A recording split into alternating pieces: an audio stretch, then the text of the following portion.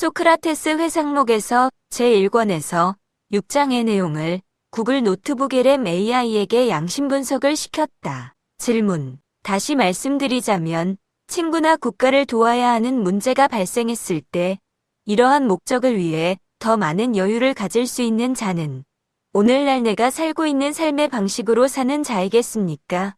아니면 당신이 그리도 행복하다고 여기는 방식으로 사는 자이겠습니까? 두 사람 중 누가 군인의 삶을 더 쉽게 받아들일 수 있겠습니까? 값비싼 생활 없이는 견디지 못하는 사람입니까?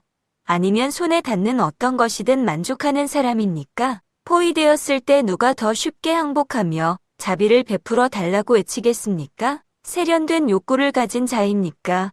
아니면 손에 잡히는 익숙한 것으로도 행복하게 지낼 수 있는 자입니까? 안티폰. 당신은 행복이 사치와 낭비에 있다고 말하는 듯하나 저는 다른 신념을 가지고 있습니다. 내 생각으로는 아무런 부족함이 없는 것이 신의 속성이며 부족함이 적을수록 신에 점점 가까워지는 것입니다. 그리고 신적인 것이 가장 강력하듯이 신성에 가장 가까운 것이 그 다음으로 강력합니다. 위에 소크라테스 동료 크세노폰이 설명한 말을 양심의 원리로 분석해줘. 답변. 제시해 주신 소크라테스의 동료 크세노폰의 말씀은 인간의 행복과 강인함이 물질적인 풍요나 세련된 욕구에 있는 것이 아니라 만족할 줄 아는 태도에 있다는 소크라테스의 철학을 잘 보여주고 있습니다. 이 말씀은 양심을 구성하는 6가지 주요 원리, 특히 깨어있음, 지혜, 정의와 깊은 연관이 있습니다. 양심의 6가지 주요 원리를 바탕으로 이 말씀을 분석해 보겠습니다. 1. 깨어있음. 소크라테스가 아무런 부족함이 없는 것이 신의 속성이며 부족함이 적을수록 신에 점점 가까워지는 것입니다라고 말한 부분은 생각, 감정, 오감 같은 외부 대상에 대한 의존도를 줄이고 내면의 평정심을 찾는 깨어있음의 핵심 개념과 직접적으로 연결됩니다. 깨어있음은 생각, 감정, 오감을 그치고 대상이 없어도 항상 알아차리고 있는 자리를 느끼며 편안해지는 것을 의미합니다. 값비싼 생활 없이는 견디지 못하는 사람과 손에 닿는 어떤 것이든 만족하는 사람의 대비는 물질적 욕구에 대한 집착이 평정심을 깨뜨릴 수 있음을 시사합니다. 소크라테스의 명언 중 가장 적은 욕심을 갖고 있기 때문에 나는 신에 가까운 것이다와 삶에서 멀리 가면 갈수록 그만큼 진리에 가까이 하는 것이다는 이러한 욕망으로부터의 초연함과 평안함이 곧 깨어있음과 신성에 가까워지는 길임을 명확히 합니다. 2. 성실.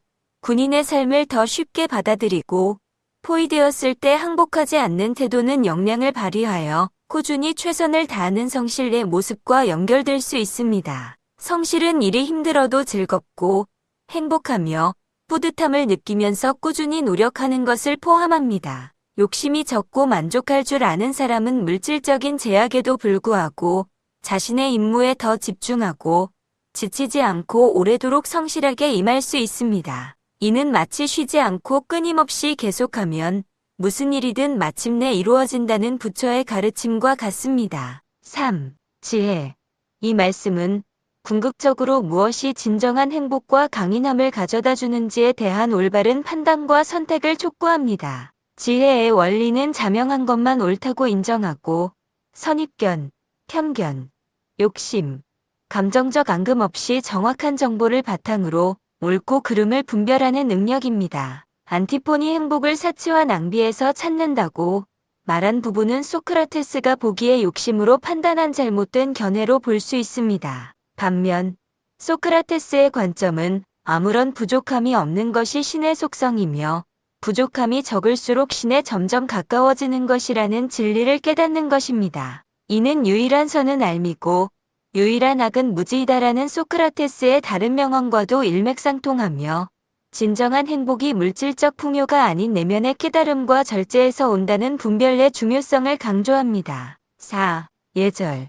예절은 상황을 수용하고 그에 맞게 표현하여 주위 사람들과의 조화를 유지하고 소통하는 원리입니다. 손에 닿는 어떤 것이든 만족하는 사람은 어려운 상황을 수용하는 능력이 뛰어나며 불평불만 대신 현재 상황에 적응함으로써 오히려 더 효과적으로 소통하고 조화를 이룰 수 있습니다. 반면 값비싼 생활 없이는 견디지 못하는 사람이나 세련된 욕구에 집착하는 사람은 상황을 수용하지 못하고 불만만 표출하여 결과적으로 소통이 불가능하여 인간관계나 사회 시스템을 확장하기 어렵다는 예절의 부족으로 인한 문제를 겪을 수 있습니다. 5. 사랑.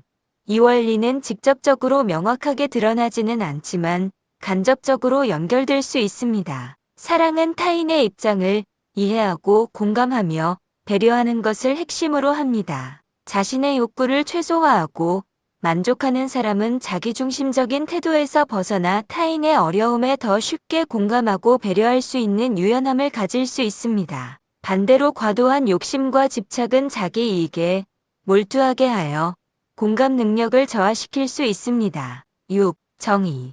소크라테스의 주장은 욕망을 절제하고 최소한의 기준을 지키는 정의의 원리와 깊게 연관됩니다. 정의는 내가 당하기 싫은 것을 남에게 가하지 말라는 보편적인 기준을 바탕으로 욕심이 집착이 되어 발생하는 문제를 피하고 사회를 유지하는 최소한의 선을 지키는 것입니다. 값비싼 생활 없이는 견디지 못하는 사람은 욕망을 절제하지 못하고 세련된 욕구를 가진 자는 과도한 욕심에 사로잡혀 있기 때문에 포위되었을 때 쉽게 항복하며 자비를 구하는 약한 모습을 보일 수 있습니다. 이는 정의가 부족하면 욕망이 욕심이 되고 욕심이 집착이 되어 절제하지 못해서 주위 사람들과 싸움이 많아질 것이고 결국 혼자가 될 것이라는 설명과 부합합니다. 반대로 손에 닿는 어떤 것이든 만족하는 사람은 절제력이 강하고 욕심이 적으므로 군인의 삶과 같은 힘든 상황을 더 잘 견디고 항복하지 않을 강인함을 가질 수 있습니다. 이는 절제가 정의의 핵심 개념 중 하나임을 보여줍니다. 결론적으로 소크라테스는 욕심을 절제하고 적은 것에 만족하는 삶의 방식이 깨어있는 평정심, 자명한 지혜로운 판단, 그리고 정의의 자기 절제를 통해 진정한 행복과 강인함을 가져다 준다고 주장하고 있습니다. 이것은 불교의 계, 정, 해 사막과 직접적인 연관성을 가지며 인간이 잘 사는 것을 이루기 위한 핵심적인 덕목들임을 알 수 있습니다. 이러한 바탕 위에서 성실하고 유연하게 타인과 조화를 이루는 삶을 살아갈 수 있음을 시사하며 이는 양심의 6가지 원리가 상호 유기적으로 작용하여 잘 사는 것이 무엇인지를 보여주는 통찰이라고 할 수 있습니다.